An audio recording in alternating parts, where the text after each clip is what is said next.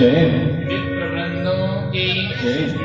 उमा महेश्वर भगवान की जय।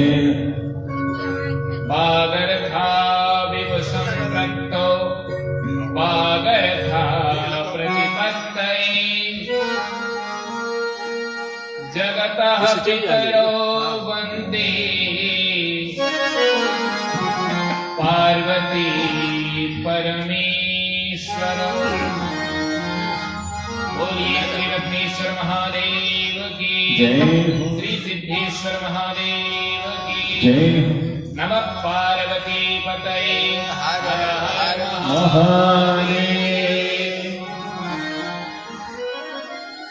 भगवान की मंगलमयी कथा में प्रवेश करने से पूर्व अपनी वाणी को पवित्र करने हेतु और कथा सुनने तथा सुनाने की योग्यता प्राप्त करने हेतु आइए हम सभी भगवान के मंगलमय नाम का उच्चारण करके अपने अंतःकरण को पवित्र करें, क्योंकि भगवान नाम ही एकमात्र ऐसा साधन है जिससे अंतःकरण पवित्र होता है। इसलिए जब भी कोई पूजा या अनुष्ठान हम प्रारंभ करते हैं तो सबसे पहले आचमन करते हुए भगवान का ही नाम लेते हैं। ओम केशवाय नमः, माधवाय नमः, नारायणाय नमः, क्योंकि उनके नाम से सारा जगत पवित्र हो जाता है। तो आइए हम भगवान के नाम का आश्रय लेते हुए अपनी वाणी को पावन करें। हरि राधे गोविंद गोविंद राधे राधे राधे गोविंद गोविंद राधे राधे राधे गोविंद गोविंद राधे राधे राधे गोविंद गोविंद राधे राधे राधे गोविंद गोविंद राधे राधे राधे गोविंद गोविंद राधे राधे गोविंद गोविंद राधे राधे राधे गोविंद गोविंद राधे राधे गोविंद गोविंद राधे राधे राधे गोविंद गोविंद राधे राधे गोविंद गोविंद राधे राधे राधे गोविंद गोविंद राधे राधे गोविंद राधे राधे राधे गोविंद राधे गोविंद गोविंद राधे राधे राधे गोविंद गोविंद राधे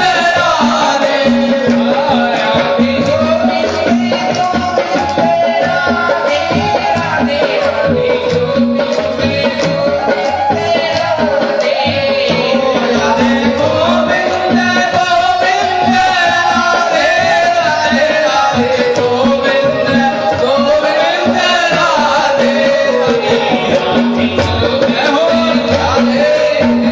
गोविंद राधे राधे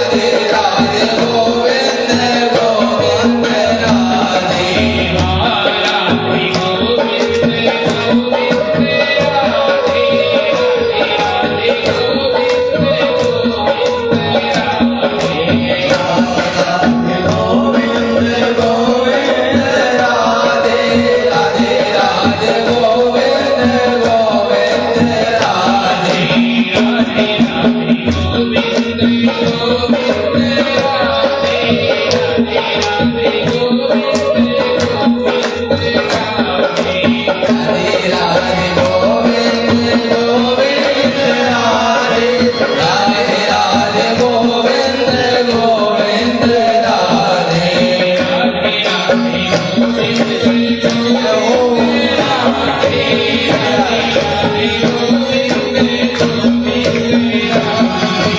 राधे राधे गोविंद गोविंद राधे राधे राधे गोविंद गोविंद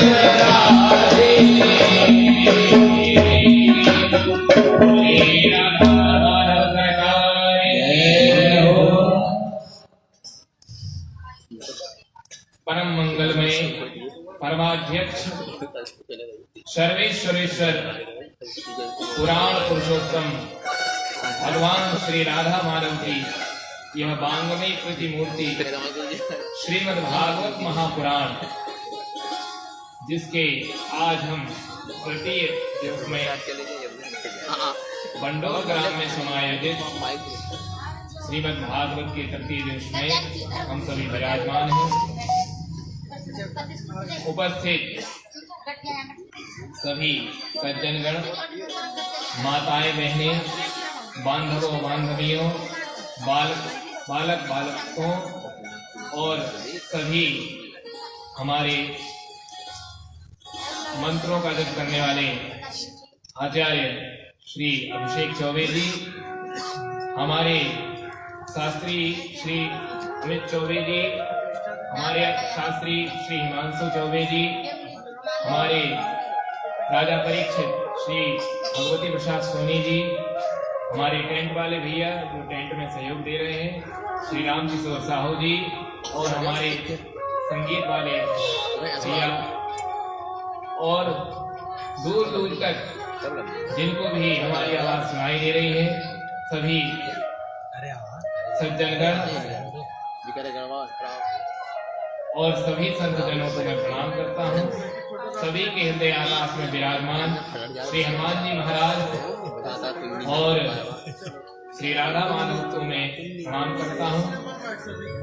कथा के सुरसिक श्रोता श्री हनुमान जी महाराज के चरणों में बारंबार अपनी प्रणति निवेदन करते हुए पूज्य सद्गुरुदेव श्री चित्रकूट तुलसी पीठाधीश्वर जी के चरणों में अपनी प्रणति निवेदन करते हुए, और यत्र तत्र सर्वत्र जितने संत महात्मा हैं, जितने भी तीर्थ हैं, जितनी भी पवित्र नदियां हैं, जितने भी पवित्र वन हैं और जितने भी पवित्र पर्वत हैं, सभी के पाद पद्मों में दास अपनी प्रणति निवेदन करता है। और आप सभी का आज इस पारमहंसी संहिता के श्रवणार्थ तृतीय दिवस में बहुत बहुत मंगलाशासन करता है। और अंत में यही कहेंगे कि सिया राममय सब जग जानी, करहु प्रणाम जोरी जुग पानी। सभी के हृदय में विराजमान परमात्मा की युगल छवि को प्रणाम करते हुए आज के कथा में हम प्रवेश कर रहे हैं। देखिए, जीवन में एक बात बहुत समझने योग्य है कि जब भी काम बिगड़ता है, कब बिगड़ता है? जब काम को हम करने लगते हैं। हनुमान चालीसा में कहा गया, आपन तेज संहारो आपे। कोई भी काम आप शुरू कर रहे हैं, सबसे पहले भगवान के भरोसे छोड़ दीजिए कि प्रभु ये कथा ना हम कर रहे हैं ना आप करवा रहे हैं, ये कथा आप भगवान ही कर रहे हैं, भगवान ही करवा रहे हैं। हम तो ये समझ बैठे, जैसे माइक है ना, इसकी अपनी कोई सत्ता नहीं है, ये सिर्फ एक यंत्र है। जो हम बोलेंगे ये आवाज आप तक चारों तरफ पहुंचा देगी, ये निर्जीव वस्तु। वैसे हमें अपने आप को मानना चाहिए कि हम भी एक यंत्र हैं, भगवान के परमात्मा के हाथ के खिलौने हैं। भगवान करवा रहे हैं और हम यंत्र हैं, उनके हाथ के खिलौने हैं। जो जो वो कराएंगे वो हम करेंगे। भगवान नचाने वाले हैं और हम नाचने वाले हैं। वो जैसा नचाएंगे हम वैसे नाचेंगे। जब हम काम तो करने लगते कि ये मैं का भाव आई, जब मैं का भाव आता है तभी काम बिगड़ता है। भगवान कहते हैं कि तुम में आया ईगो, तुम में गो, मैं चला। इसलिए कभी भी किसी भी कार्य को प्रारंभ करने में ये नहीं सोचना चाहिए कि मैं कर रहा हूं। भगवान, ये आपकी व्यवस्था है, आप करवा रहे हैं और आप जैसा जैसा करवाएंगे हम वैसा वैसा करेंगे। रहीमदास जी हर रोज उनका नित्य नियम था कि दान देते थे। और जब दान देते थे तो दान देते हुए जब सामने वाले को देते थे तो अपनी नजरों को नीचा कर लेते थे। बहुत दिनों तक सभी महात्माओं ने देखा।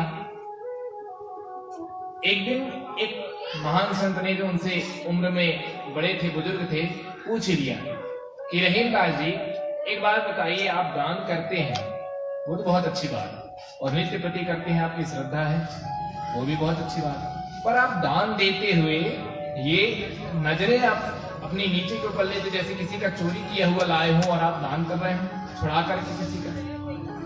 बोले महात्मा जी, देनहार कोई और है, भेजत है दिन रैन, लोग भरम हम पर करें, या सोनी चेनैन, या सोनी चेनैन। महात्मा जी, ये भगवान की दी हुई संपत्ति है, भगवान का दिया हुआ अन्न है। मैं तो भगवान का सेवक हूँ, मैं भगवान की दी हुई वस्तु भगवान के ही बंदों को, भगवान के ही भक्तों को दे रहा हूँ।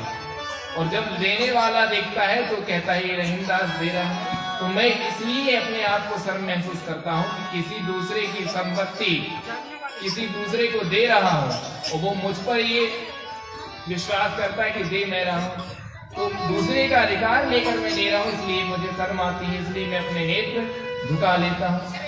ऐसी हमारी मानसिकता किसी भी कार्य को करने के प्रति होनी चाहिए। और जब ऐसी मानसिकता बनेगी तो इससे फायदा क्या होगा? बोले आप निर अभिमानी हो जाएंगे, आपको अभिमान कभी आ ही नहीं सकता। और जिसके जीवन में अभिमान नहीं होगा, भगवान उसी को मिलते हैं। भगवान कहते हैं मुझे सब कुछ प्रिय है, पर अभिमान मुझे प्रिय नहीं है, और अभिमान मेरा भोजन है। जिसको भी अभिमान आता है मैं उसके अभिमान को तोड़ देता हूँ। इस प्रकार से आइए हम कथा में प्रवेश करें। व्यास जी आगे वर्णन करते हैं कि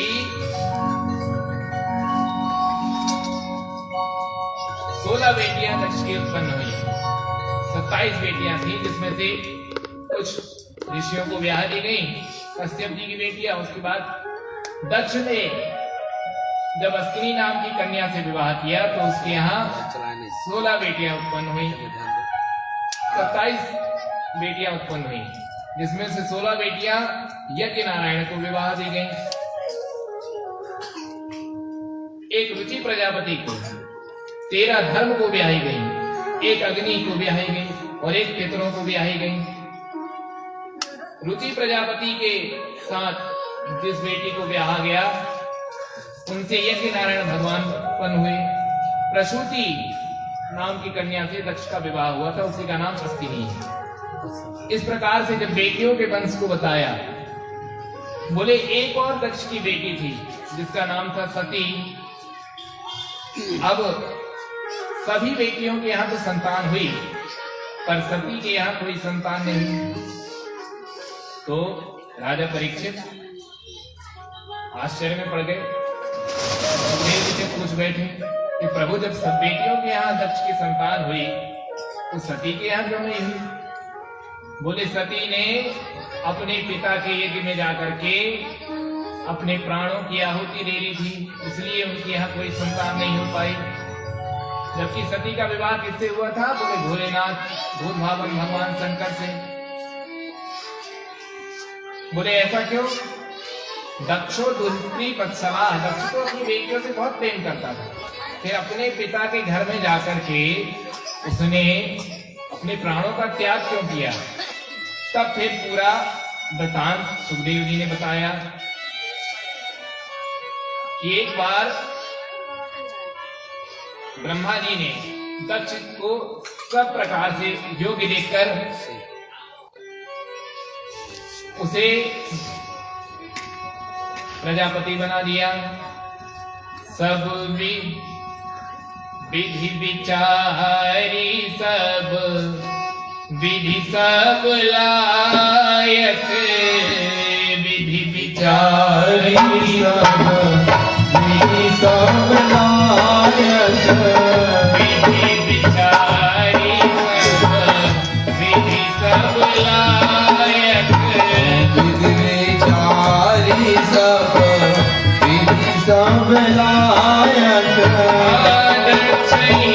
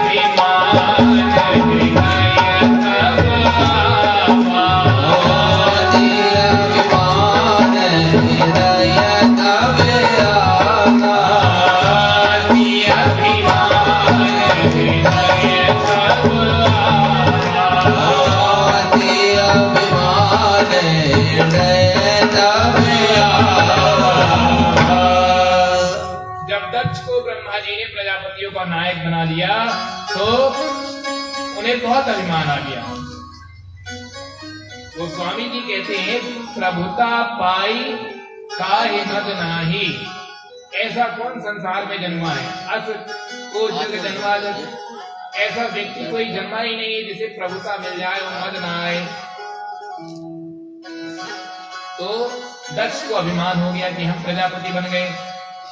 प्रजापति का जो पद होता है वो इंद्र से भी ऊपर होता है। इंद्र को जितने सुख भोग मिलते हैं उससे करोड़ों गुना, हजारों लाखों गुना अधिक सुख भोग प्रजापति को मिलते हैं। इसलिए प्रजापति इंद्र से भी बड़े हैं। और जब इतना बड़ा पद किसी को मिल जाए तो उसे अभिमान आना तो स्वाभाविक है। तो अभिमान आ गया दक्ष को। अब दक्ष को प्रजापति जब बनाया गया तो दक्ष के सम्मान में एक सभा रखी गई और सम्मान सभा में सभी देवता आए, सभी ऋषि मुनि आए, सब कोई आए, ब्रह्मा जी भी आए और शंकर जी भी आए। और जब वो आए तो सब बैठ गए। अब जो नेता होता है वो लेट आता है, ये बड़े लोगों की पहचान है।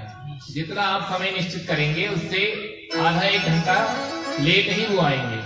अब सब इंतजार करने लगे कि दक्ष महाराज कब आए तो उनका स्वागत समारोह, सम्मान समारोह हम प्रारंभ करें।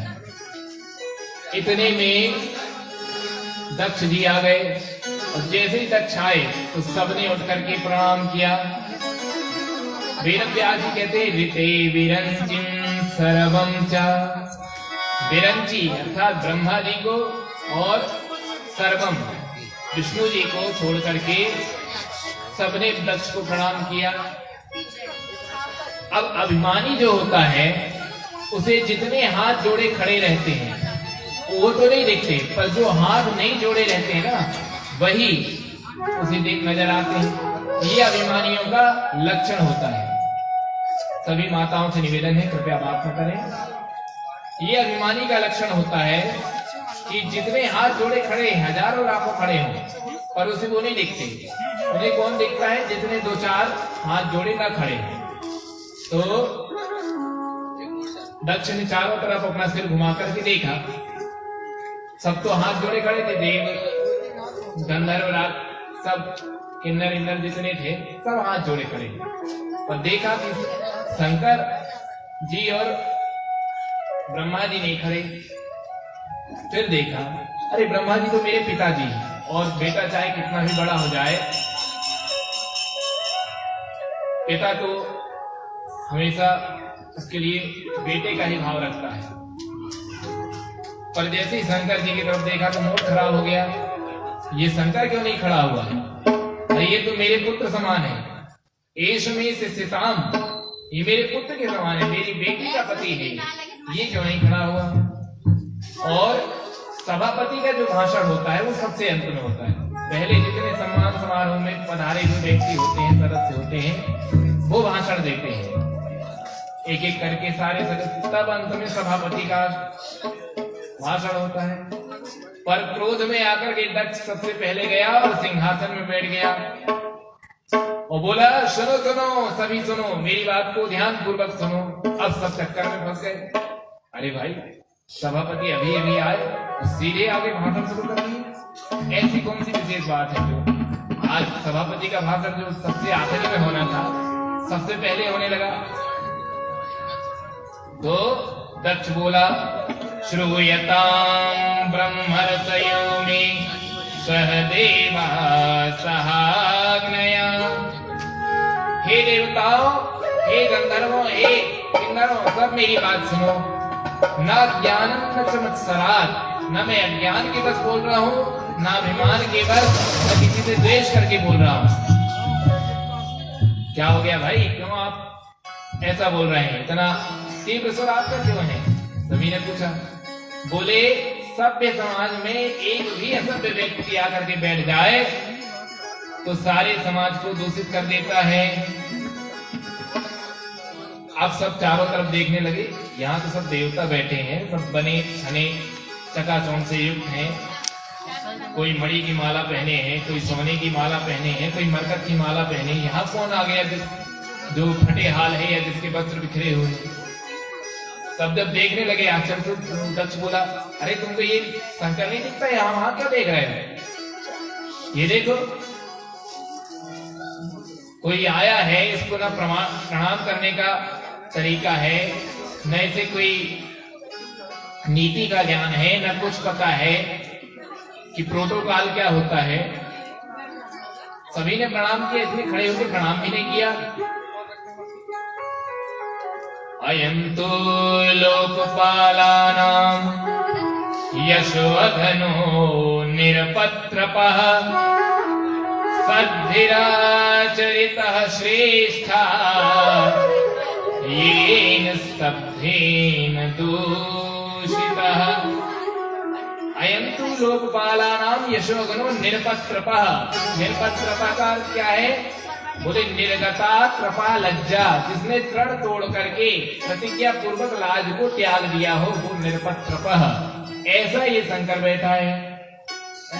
और इसको तरीका अदब ये कब उसको सीखने मिलता है? ये इसका भास कहाँ है? देखो आप, प्रेतावासेषु घोरेषु, ये प्रेत लोगों के बीच में बैठता है, शमशान का पाउडर ये लगाता है, नरमुंडों की माला ये धारण करता है, नंग धड़ंग घूमता रहता है। अब तो सब देवताओं ने समझाया कि महोदय जी कैसा भी है, कुछ भी है, आपके दामाद हैं और दामाद की ऐसी भरी सभा में बेइज्जती की जाती है क्या? ऐसा अपमान! दामाद तो पुत्र के समान होता है और आप अपने दामाद की इतनी बेइज्जती कर रहे हैं। जब आपने विवाह किया तब आपको ये सब अवगुण नहीं नजर आए हैं? आप तो सीधे आकर के उनका बिल्कुल धारा प्रवाह अपमान किए जा रहे हैं। तो दक्ष और तनक गया और क्रोध में भर करके बोला, अरे मैं इससे अपनी बेटी का विवाह करता, वो तो मेरे पिताजी ब्रह्मा जी बैठे, इनसे पूछ लो, इन्होंने कहा था, तो इनके कहने पर जबरदस्ती मैंने अपनी बेटी सती का विवाह इसके साथ कर दिया है। नहीं तो कथम मृगसावाक्षा पाणिम मरकटलोचना, मेरी सती मृगलोचनी बेटी और ये बंदर जैसी आंख वाला शंकर, इसके साथ मैं अपनी बेटी का विवाह करूंगा। अब नंदीश्वर बैठे थे, बोले बाबा से, बोले बाबा मेरा मूड खराब हो रहा है, कहो तो अभी इसके दांत तोड़ दूं एक मुक्का मारकर। बोले बाबा, बोले बेटा बैठे रहो, ये ससुराल है और ससुराल में सबको गाली खानी पड़ती है, बस फर्क इतना है बाकियों को विवाह के समय मिलती है, हमें विवाह के बाद भी ससुर जी गाली बक रहे हैं, बाकियों को सासू जी गाली बकती हैं, गाली गाती हैं, हमें ससुर जी सुना रहे हैं। तो ये विवाह का मामला है, अभी तुम्हारा विवाह नहीं हुआ है, तुम नहीं जानते, इसलिए तुम शांत बैठे रहो, मत बोलो। अब एक बात और आप ध्यान दीजिएगा, कोई क्रोध में आपको अपशब्द बोल रहा हो और आप मुस्कुरा रहे हो तो और उसका मूड खराब होता है कि मैं बोलता जा रहा हूं और इसको कोई फर्क ही नहीं पड़ रहा। तो दक्ष बहुत बुरा भला बोला और जब शंकर जी फिर भी मुस्कुराते रहे तो दक्ष ने क्रोध में भर करके हाथ में जल लिया और श्राप ही दे दिया, अयम तु लोकयजन इंद्रोपेन्द्रादिभिर्भवः सहभागं न लभते देवैर्देवगणाधमः। कि मैं इस शिव को श्राप देता हूं, आज के बाद इसका यज्ञ में कोई भी भाग नहीं होगा, कोई भी पूजा में इसका किसी भी प्रकार से कोई भाग नहीं होगा। अब तो नंदीश्वर का मूड खराब हो गया कि बाबा अब आप चाहे कुछ भी कहें, मैं इस दक्ष को उचित सीख जरूर दूंगा। और खड़े हो गए और बोले, नीच दक्ष, जब से आया है बकरी की तरह बे करता रह रहा है, जानता भी है शिव का क्या है? अरे शिव बोलने से शिव का अर्थ ही होता है कल्याण, और ऐसे महादेव को, ऐसे ओढ़ादानी को तू अपशब्द कहे जा रहा है? अरे मूर्ख, जिनके दर्शन से समस्त यज्ञों का फल प्राप्त हो जाता है तो उनकी महिमा को नहीं जानता। मैं भी तुझे श्राप देता हूँ, दक्षो वत्स मुखो चिराग, तुझे बकरी का मुंह लग जाए, क्योंकि तू जब से आया मैं कर रहा है, मैं ऐसा मैं वैसा। तो जा, तू बकरी का सिर लगेगा तुझे। अब जैसे ही नंदीश्वर खड़े हुए और श्राप दिया तो उनके पक्ष में भृगु जी खड़े हो गए। क्यों रे, तू कैसे बोला बीच में? यहां ससुर दामाद का मामला चल रहा है और तू बोला? जा, तुझे श्राप देता हूं कि शिव जी के सारे गण पाखंडी हो जाएं, सर्वभक्षी हो जाएं। अब जैसे ही उन्होंने श्राप दिया तो शिवगण भी खड़े हो गए। हे बुढ़े बाबा, बहुत तू दाढ़ी में हाथ हिला हिला के बातें कर रहा है। जा, मैं भी सबको श्राप देता हूं, सारे ब्राह्मण भिखमंगा हो जाए, सर्वभक्षी हो जाए। और ऐसा श्राप जब दिया तो भोले बाबा ने देखा कि श्राप समारोह है कि स्वागत समारोह। अरे बोले, यहां से तो उठ के चले जाना ही ठीक है। और आज भी देखिए नंदीश्वर का श्राप सफल है ब्राह्मणों के ऊपर भी, चाहे कितनी भी संपत्ति